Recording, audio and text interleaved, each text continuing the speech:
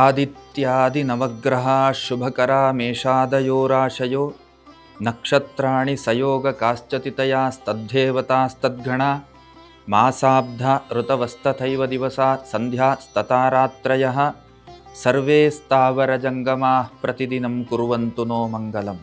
ಶ್ರೀ ಗುರುಭ್ಯೋ ನಮಃ.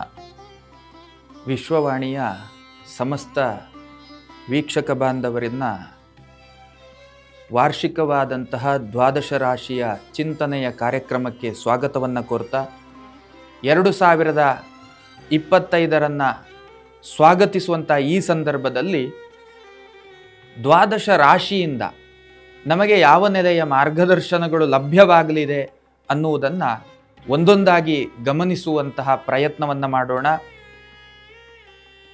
ಮೊದಲನೆಯದ್ದಾಗಿ ಮೇಷರಾಶಿಯ ಬಗ್ಗೆ ಚಿಂತನೆಯನ್ನು ಮಾಡೋಣ. ಮೇಷರಾಶಿಯವರಿಗೆ ಈ ಸಂವತ್ಸರದಲ್ಲಿ ವೃತ್ತಿ ಜೀವನ ಹೇಳುವಂಥದ್ದು ಒಂದು ಹಂತದಲ್ಲಿ ಏನು ಅಸ್ಥಿರತೆಯ ಒಂದು ಸ್ಥಿತಿಯನ್ನು ಕಾಣುವಂತಹ ಸಂದರ್ಭಗಳು ಜಾಸ್ತಿ. ಅಸ್ಥಿರತೆಯ ಅನುಭವಗಳು ಹೇಳುವಂಥದ್ದು ವೃತ್ತಿ ಜೀವನದಲ್ಲಿ ನಿಮ್ಮ ಅನುಭವಕ್ಕೆ ಬರುವಂತಹ ಸಾಧ್ಯತೆಗಳಿದ್ದಾವೆ. ಈ ವರ್ಷದ ಆರಂಭದ ಒಂದಷ್ಟು ಕಾಲ ಅನ್ನುವಂಥದ್ದೇನಿದೆ, ಅರ್ಥಾತ್ ಒಂದು 4 ಮಾಸಗಳು ಅನ್ನುವಂಥದ್ದೇನಿದೆ, ಇದು ನಿಮಗೆ ಹೆಚ್ಚು ಏನು ಋಣಾತ್ಮಕ ಪರಿಣಾಮ ಹೇಳುವಂಥದ್ದು ಇರಲಿಕ್ಕೆ ಸಾಧ್ಯ ಇಲ್ಲ. ಧನಾತ್ಮಕವಾದಂತಹ ಪರಿಣಾಮ ಹೇಳುವಂಥದ್ದು ಖಂಡಿತವಾಗಲೂ ಇರ್ತದೆ. ಒಂದು 4 ಮಾಸ ಕಳೆದ ನಂತರದಲ್ಲಿ ಋಣಾತ್ಮಕವಾದಂತಹ ಪರಿಣಾಮಗಳು ಹೇಳುವಂಥದ್ದು ನಿಮ್ಮ ಅನುಭವಕ್ಕೆ ಬರುವಂತಹ ಸಾಧ್ಯತೆಗಳಿದ್ದಾವೆ.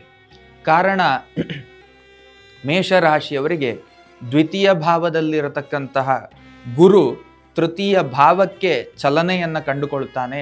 ಈ ಕಾರಣದಿಂದಾಗಿ ದೈವ ಬಲವನ್ನು ಕಳೆದುಕೊಳ್ಳುವಂತಹ ಸಂದರ್ಭಗಳಿರ್ತದೆ. ಹಾಗಾಗಿ ಒಂದಷ್ಟು ಎಚ್ಚರಿಕೆಯ ಹೆಜ್ಜೆ, ಅದು ವೃತ್ತಿಯ ಜೀವನ ಆಗಿರಬಹುದು, ದೈಹಿಕ ಮಾನಸಿಕವಾದಂತಹ ಆರೋಗ್ಯದ ದೃಷ್ಟಿಕೋನಗಳಿರ್ಬೋದು, ಆರ್ಥಿಕ ವ್ಯವಸ್ಥೆಗಳಿರ್ಬೋದು, ಇದೆಲ್ಲ ವಿಷಯದಲ್ಲಿಯೂ ಕೂಡ ಅತ್ಯಂತ ಜಾಗ್ರತೆಯನ್ನು ವಹಿಸಬೇಕಾಗ್ತದೆ. ಮತ್ತು ಆಪ್ತ ವಲಯದಲ್ಲಿಯೇ ನಿಮಗೆ ಶತ್ರು ಭಾವವನ್ನು ವ್ಯಕ್ತಪಡಿಸುವಂತಹ ಒಂದಷ್ಟು ವ್ಯಕ್ತಿಗಳು ಹೇಳುವಂತಹದ್ದು ನಿಮ್ಮ ಮುಂದೆ ಕಾಣಿಸಿಕೊಳ್ಳುವಂತಹ ಸಂದರ್ಭಗಳಿರ್ತದೆ. ಭೂಮಿಯನ್ನು ಖರೀದಿಸುವಂತಹ ಚಿಂತನೆಗಳಾಗಿರ್ಬೋದು, ಗೃಹ ನಿರ್ಮಾಣದಂತಹ ಚಿಂತನೆಗಳಾಗಿರ್ಬೋದು, ಈ ವಿಷಯಗಳಲ್ಲಿ ಜಾಗರೂಕತೆಯ ಹೆಜ್ಜೆಯನ್ನು ಇಡಬೇಕಾದಂಥ ಅವಶ್ಯಕತೆ ನಿಮಗೆ ಖಂಡಿತವಾಗಲೂ ಇರುತ್ತದೆ.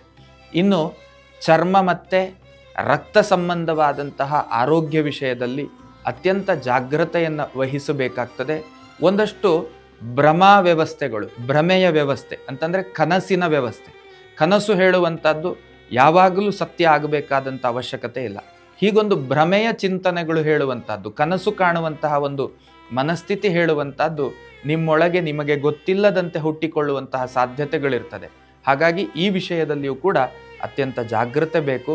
ಮತ್ತೊಂದು ಅತ್ಯಂತ ಮುಖ್ಯವಾದ ವಿಷಯ ಏನು ಕೇಳಿದರೆ, ಇದೇ ಮಾರ್ಚು ಕೊನೆ ಹಂತದಲ್ಲಿ ಶನಿ ಹೇಳುವಂಥದ್ದು ನಿಮ್ಮನ್ನು ಬಾಧಿಸಲಿಕ್ಕೆ ಆರಂಭಿಸಲಿದ್ದಾನೆ. 7ನೇ ಶನಿ, ಸಾರ್ಧ ಸಪ್ತಮ ಶನಿ. ಕಾರಣ ಏನು ಕೇಳಿದರೆ, ಮೀನರಾಶಿಗೆ ಶನಿಯ ಪ್ರವೇಶ ಆಗುತ್ತದೆ.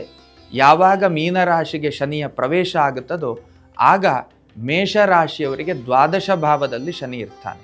ಅದರ ಅರ್ಥ ಏನು ಕೇಳಿದರೆ, ಪಾಪಂ ವ್ಯಯಂಚ ಪತನಂ ಅಂತಂದರೆ ಒಂದಷ್ಟು ಮಾನಸಿಕವಾದಂತಹ ನೆಮ್ಮದಿಯ ವ್ಯಯ ಆಗುವಂಥದ್ದು, ನಷ್ಟ ಆಗುವಂಥದ್ದು, ದೈಹಿಕವಾದಂಥ ಆರೋಗ್ಯದ ನಷ್ಟ ಆಗುವಂಥದ್ದು, ಅದಾದ ಮೇಲೆ ಆರ್ಥಿಕತೆಯ ನಷ್ಟ ಆಗುವಂಥದ್ದು, ಕಾನೂನಿಗೆ ಸಂಬಂಧಪಟ್ಟಂತಹ ತೊಡಕುಗಳು, ತೊಂದರೆಗಳು ಎದುರಾಗುವಂತಹ ಸಂದರ್ಭಗಳು, ಮೋಸಕ್ಕೆ ಒಳಗಾಗುವಂತಹ ಸಂದರ್ಭಗಳು, ಹೀಗೆ 10 ರೀತಿಯ ಸಂದರ್ಭಗಳನ್ನು ಎದುರಿಸಬೇಕಾದಂಥ ಅನಿವಾರ್ಯತೆ.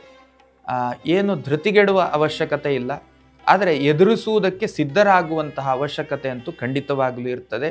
ತಾವುಗಳು ಮಾಡಬೇಕಾದದ್ದೇನು ಕೇಳಿದರೆ, ಮೇಷರಾಶಿಯ ಅಧಿಪತಿ ಕುಜನಾಗಿರುವುದರಿಂದ ಯಥೇಚ್ಛವಾಗಿ ಕುಜನ ಪ್ರೀತಿಯ ಆರಾಧನೆಗಳು. ಕುಜನ ಪ್ರೀತಿಯ ಆರಾಧನೆ ಹೇಳಿದರೆ ನಾಗದೇವರ ಪ್ರಾರ್ಥನೆ ಮಾಡುವುದು, ಸುಬ್ರಹ್ಮಣ್ಯ ದೇವರ ಪ್ರಾರ್ಥನೆಯನ್ನು ಮಾಡುವುದು, ನಿತ್ಯದಲ್ಲಿ ವಿಷ್ಣು ಸಹಸ್ರನಾಮಾದಿಗಳನ್ನು ಪಠನ ಮಾಡುವಂಥದ್ದು, ಗೀತೆಯನ್ನು ಓದುವಂಥದ್ದು, ಭಗವದ್ಗೀತೆಯನ್ನು ಓದುವಂಥದ್ದು, ಇದನ್ನೆಲ್ಲ ಮಾಡ್ತಾ ಬನ್ನಿ. ಆಗಾಗ ಸಮಯ ಸಂದರ್ಭಗಳು ಸಿಕ್ಕಾಗ ಎಷ್ಟೇ ಒತ್ತಡಗಳಿದ್ರೂ ಕೂಡ ದಿನಚರಿಯಲ್ಲಿ ಧಾರ್ಮಿಕ ವಿಷಯಗಳಿಗಾಗಿ ಅಥವಾ ನಮ್ಮ ಮನಸ್ಸಿನ ಸಂತೋಷಕ್ಕೆ ಕಾರಣೀಭೂತವಾಗುವಂತಹ ವಿಷಯಗಳಿಗಾಗಿ ಒಂದು ಅರ್ಧ ಗಂಟೆಯನ್ನು ದಿನದಲ್ಲಿ ಸೀಮಿತವಾಗಿರಿಸಿ. ಇದಿಷ್ಟು ಕರ್ಮಗಳನ್ನು ಮಾಡ್ತಾ ಬನ್ನಿ. ಆಗ ಸಹಜವಾಗಿಯೇ ಬರುವುದು ತಪ್ಪುತ್ತೆ ಅಂತ ಹೇಳ್ತಾ ಇಲ್ಲ ನಾನು.